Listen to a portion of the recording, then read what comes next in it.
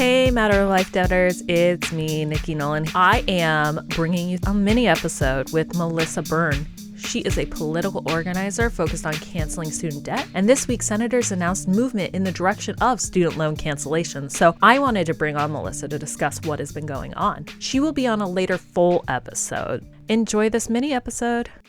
Welcome to the podcast. It is so good to have you here.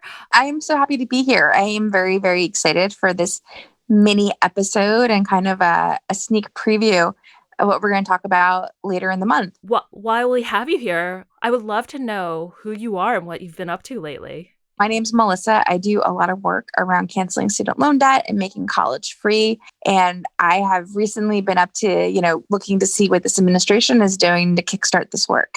That's awesome. What has been going on with student loan forgiveness and free education in the U.S.? It's a hot mess, but fortunately, we've been almost a year into a pause on paying your federal student loans, and the interest rates have been dropped to zero. And on the first day of the Biden administration, one of the first things that he did was extend the pause on federal student loan payments until at least October. And what's great about that is it gives us the opportunity to win cancellation of student loans and use the energy around cancellation to build up to be able to get free college. And then recently this week, the press secretary, Jen Psaki, tweeted that the administration is exploring many forms of cancellation, including administrative and legislative relief. And this came on the heels of Chuck Schumer and Elizabeth Warren and Ilhan Omar and Ayanna Pressley and Alma Adams and a few others doing a presser to reintroduce their resolution calling on the president to use executive authority to cancel federal student loan debt. How long have you been working within sort of this field? I have been working on trying to cancel student loan debt and make college free since August of 2010. When I went to a meeting for work and got called out in the middle of the meeting. And I'll tell the whole story next time.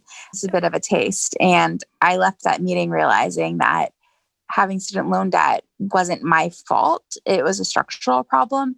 And I realized that I needed to use my organizing skills to free us of this. What has been the impact of student loan debt on your life? Not being able to save up to buy a condo or a house, or the flexibility around jobs and all the basic things that you would have if you went to college. What many of my peers that have debt have also experienced. And especially 10, 15 years ago, people didn't really talk about their student loan debt. And so now people talk about it a lot more. So you see a lot more people resisting it and calling it out. Do you still have student loan debt? I do. I still have my federal debt, which I think is around 30. And then I also had a lot of private student loan debt. And what happened was a couple of years into me being outspoken on the student loan crisis and everything that was happening, Sallie Mae split into Navient and Sallie Mae. And at that time, I was in default and I hadn't paid in about 3 years. So I was getting to the point where the company had to decide whether they would sue me for my loan or just write off the debt. And so they literally called me and said they were afraid of me using the discovery process against them. So they chose not to sue me. And so basically I still have, I think it's 80 or 90 on the books, but they can't ever collect it because they gave up their right to sue under the Fair Credit Collections Act. The only protection that people with private student loans have is the Fair Credit Collections Act, which limits the timeline of when companies can sue you for collection. So they have to, based on your state, it's either 3 to 4 years from the last time of payment. They have to, either do a lawsuit or they can't ever collect on the debt again. Going back 40 years, Republicans have been defunding education. Hello, Ronald Reagan. That was the whole thing. We had free college in California. And then he got rid of it in California and started moving to tuition-based model. And then throughout the whole country, these right-wingers just, chipped away and decided that funding tax cuts for the rich were more important than funding basic services like education. Winter actually talked a little bit about this, about Reagan introducing tuition. And I actually talked with my grandma after that. And she was a professor in New York City. And she was like, I remember when they started institutionalizing tuition there, which was, I think, after California started doing it. And then I talked with a woman who's in England, and she said over the last few years, England has started institutionalizing tuition. It just seems when they go from free to institutionalizing tuition seems a pivotal point in which it starts this catastrophe. But I don't know, maybe I'm wrong. No, I mean, it's definitely part of it. And then the neoliberals in the 90s had this great idea that it's okay to run up the debt because you'll make enough money in your career to compensate for this debt. One, they didn't realize that the job market doesn't always work that way. And two, this idea that if you're poor or working class, you should have to pay a class mobility tax in the form of a debt. And so basically what they're doing through student loan debt is saying, fine, we'll begrudgingly let you into higher education, but you're just not going to benefit economically from it for at least 15 to 20 years. And then it makes it so the kids of the wealthy don't have to compete at the same level with poor and working class kids because they will always have an economic advantage. For example, Black women hold the most amount of debt, and that this is why canceling student loan debt is a racial justice issue. And we want to close the racial wealth gap. Canceling the debt is one way to do that. I just throw back at people that if you grew up poor and you went to med school, why should you be penalized? If you grew up poor and became a dentist, why should you be penalized? If you're middle class and became a dentist, why should you be penalized? And don't we want dentists to be able to do more general dentistry as opposed to high paying specialties to cover their 600 grand student loan debt? One challenge is people from think tanks get nervous because the numbers are so big. So they'll be like, just cancel 50 grand of debt per person. And I don't support that. The way the resolution that the Senate entered Schumer and Warren is the 50K. And I'm framing that as 50K is the floor. That's the least amount that we can cancel. And we want to do it all. I'm framing it with the White House as we're negotiating between full federal loan cancellation and 50K cancellation. The super wealthy people that immediately make high wages from MBA programs or law school, they've already refied with SoFi or Common Bond down to 1% interest rate. So they're not even in this pool. So they're already out of the pool. So it's all people that need the debt cancel that are eligible for cancellation. Within this sort of cancellation thing, it is only going towards federal debts. There is no talk about the private. Joe Biden doesn't need anybody's permission to do the federal student loan debt. So the Congress has already granted the authority to the executive branch to cancel federal student loan debt. And that's just the direct loans. If you're listening to this podcast and you went to college before 2010, you probably have FFEL loans, so the Stafford, the old-fashioned Stafford loans that are subsidized or unsubsidized that directly came from a private bank, but are federally guaranteed. So you should really be looking at that and checking to see if it makes sense for you to consolidate into a direct loan, because the FFEL loans and the Pell loans that came from schools aren't eligible for the way that an executive action would look. So people should really look to see if it makes sense to do a consolidation into the direct loan system. What we can do is you can get the cancellation done for direct loans, which would be 33 million people would have their loans taken away, which is huge. A little signature on a piece of paper and 33 million people get a chance at a good future. That's a pretty cool work to output ratio.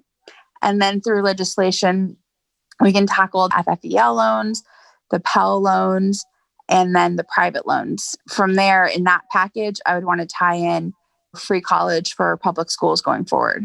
I have heard a lot of, well, the taxpayers shouldn't have to bear this burden. Do you have any sort of talking points to that? Well, we've already paid for the money for the student loans have already been appropriated. So that doesn't cost anymore. And there's been so much interest that's been made off of these loans that we're in a good spot for those. And the folks that have debt who are paying right now $500, $800, $1,000 a month on their loans, they can take that and also have the debt load being taken off their credit report and their debt to income ratio. They can go and buy that first home. They can start that business. They can spend extra money in their community. And so you'll see this ripple because people aren't going to be saving it, at least for a couple of years. People are going to be making up for lost time, with purchases they weren't able to do. And you'll start seeing people being able to stabilize and save for retirement. A big part of this are people who have the PLUS loans, which are the parent loans for undergraduate school. And so those are direct loans as well. So you'll see like people that are in their 50s and 60s and 70s being able to have stabilized retirements. And we don't talk about as much that a big growing portion of people with student loan debt are people that are retirees, either their own debt they haven't paid off or PLUS loans for their kids or grandkids. You have many, many seniors who've gotten their Social Security benefits garnished for student loan debt. We've tried during the Obama administration to get him to exempt Social Security benefits from garnishment for student loan debt, and his Treasury Secretary was just too lazy to do it. Oh, that's awful. One thing that I want to cover, because you just talked about it a little bit earlier, was that you can reconsolidate some of your FFEL loans or PLUS loans into these direct loans, but it can take a few months to do that. So what are your sort of projections on when you think legislation might go through? Right now, we have the loans are paused for interest and payments through at least September 30th of this year. So I really think that people should go and look at their loans, look at how much time they have left to pay off. If they're about to hit whatever mark it is that they would be getting the IBR forgiveness, which basically nobody is getting, then you might want to talk to somebody at Ed to see if it makes sense. But otherwise, consolidate, take advantage of at least 10 months without having to make a payment and having a zero interest rate. So what you could be doing in that time to basically protect yourself in case cancellation takes longer is you can take whatever payment you were planning on making, put it into an interest-bearing savings account, and then just pay yourself every month. And then if, say, the loans do resume, which I don't expect if they will, you could then make one big payment right on your principal. So when the loans resume, you would have 10 months worth of payments that you just put on there, which would actually then drop your principal down a lot that could make up for having a slightly higher interest rate. That makes sense, yeah, because when you reconsolidate, they add a 0.25% to the direct loan. Yeah, but if you're having a zero interest rate, and the thing is, the loans have been paused for so long now that politically, I don't see how you can restart them without creating a political crisis. And they also, the servicers don't know how to restart them, and it's going to be a mess. So I think that the ethical thing, the moral thing, and the political thing is to just cancel them and get the free college. And there might be a gap of, might take a year to get free college. So you'll have some people that are taking out loans in the meantime. So then do a second wave of cancellation. And going forward, thinking about loan products to work for the actual student and for the parent, as opposed for being a profit center for the government. So you could really just, if somebody needs a little bit of a loan for some housing when you're at school, or if the best school for you is a private school, and this is the difference between the aid that you get versus the total cost, then your lending going forward is 0.1%. So just a 0.1% interest rate to cover just literally the cost of origination and collections, and have that be set on a 5-year, like 5% for 5 years. And then it's canceled from there to do an IDR that actually works well. So that way we're never setting this up, because the current IDR is really, it's 10% of your income for 20 years, which is just absurd. Yeah. It's 20 for undergrad and 25 for graduate. So it's even longer if you go to grad school.